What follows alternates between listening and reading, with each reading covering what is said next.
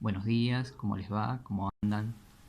Bien, en la continuidad del estudio de la unidad 3, que empezamos la clase anterior, donde vimos al Estado como agente económico y estudiamos cuáles eran las funciones que tenía desde el punto de vista económico, la herramienta con la que cuenta para poder cumplirlas, que es el presupuesto, las dos partidas más importantes que forman el presupuesto, que son los ingresos públicos y los gastos públicos, las etapas de elaboración del presupuesto, para terminar en esa primera parte con lo que se denomina el equilibrio presupuestario.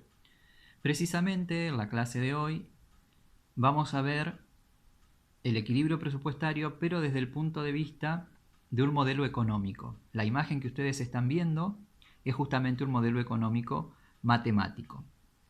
Antes de comenzar con la explicación, algunas aclaraciones. Al tratarse de un modelo económico matemático van a ver que aparecen representados los ejes cartesianos. A diferencia de matemática, acá no vamos a tener la variable x y la variable y, sino que vamos a tener variables económicas. En este caso, sobre el eje y vamos a estar representando a los ingresos públicos y a los gastos públicos, y sobre el eje x a la variable económica renta. Entonces ahora pasemos a explicar de qué se trata este gráfico.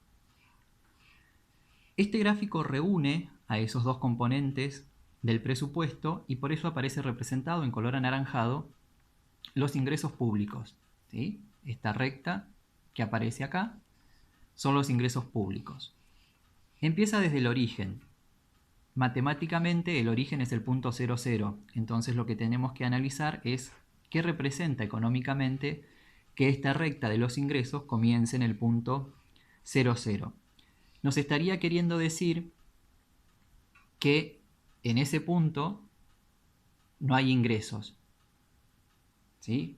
Donde comienza esa recta, que es el punto 00, nos estaría diciendo es un estado que no tiene ningún tipo de ingresos.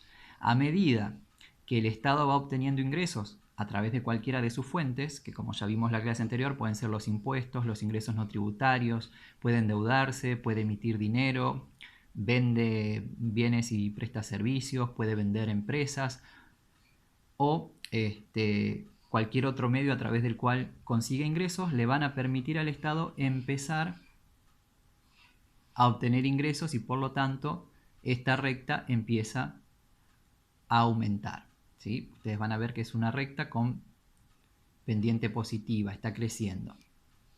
Del mismo modo se encuentran representados los gastos, en este caso a través de la recta de color amarillo, y a diferencia de los ingresos, los gastos no empiezan desde el origen, sino que empiezan no sé cuánto, pero un poco más arriba.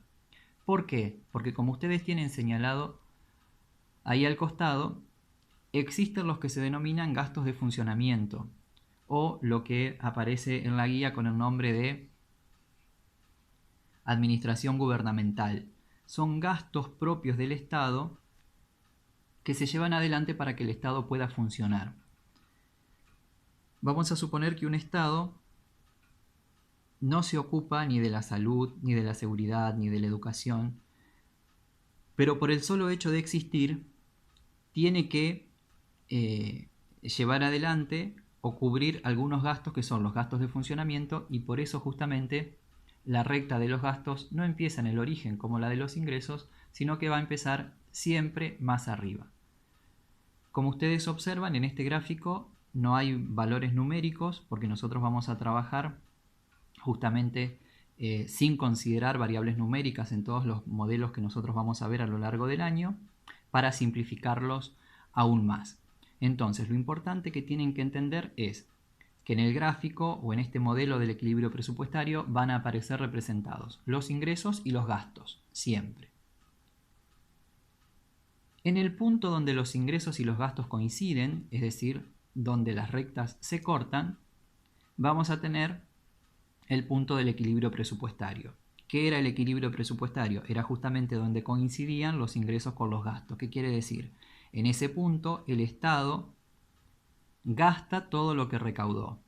¿Sí? Todo lo que recauda a través de cualquiera de las fuentes de ingreso lo gasta. Entonces estamos en ese punto y estamos en equilibrio.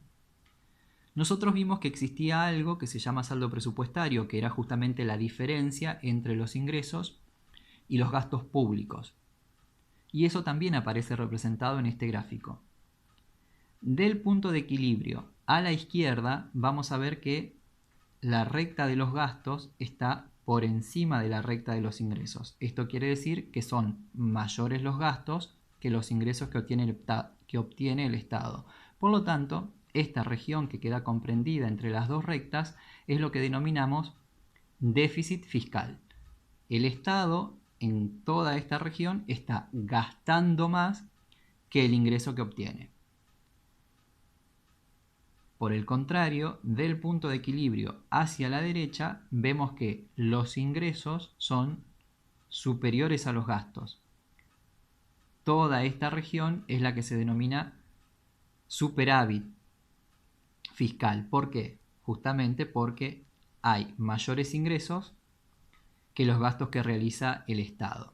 Desde el punto de vista de la economía, no necesariamente el ideal es el equilibrio presupuestario, sí es la mejor de las condiciones, pero como yo ya les dije al principio, dentro de la teoría económica o de la economía política hay distintas posturas y eso lleva a que haya distintas justificaciones de cuál es el ideal a partir de si el Estado tiene o no que intervenir en la economía. Entonces, algunos economistas o algunas teorías económicas sostienen que el Estado puede estar en déficit fiscal, que no es malo que un Estado tenga déficit fiscal, en tanto y en cuanto ese déficit fiscal no sea permanente.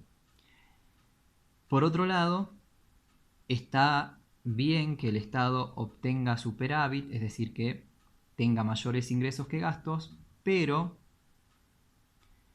ese dinero no es dinero con el cual se queda el Estado, sino que tiene que destinarlo a satisfacer necesidades. Y si se trata de un Estado o de una sociedad en la que tiene satisfechas todas las necesidades, lo que tiene que hacer es atesorarlo para un futuro.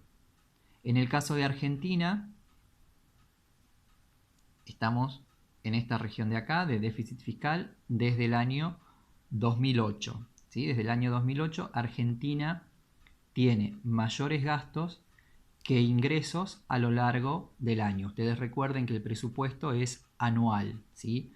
Entonces, este gráfico lo que me está representando, o en el caso de Argentina, estaríamos en esta región que se encuentra a la izquierda del punto de equilibrio.